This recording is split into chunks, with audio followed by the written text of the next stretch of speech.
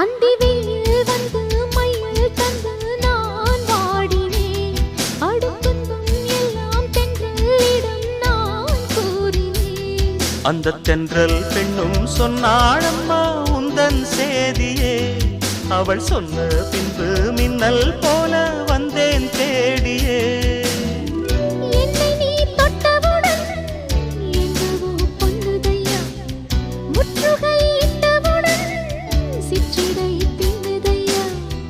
வெட்கம் விடுமோ அச்சம் விடுமோ தக்க துணைதான் பக்கம் வருமோ. ஒரு சோல குயில் சோடி தன்ன கூடுது கூடுது வந்து.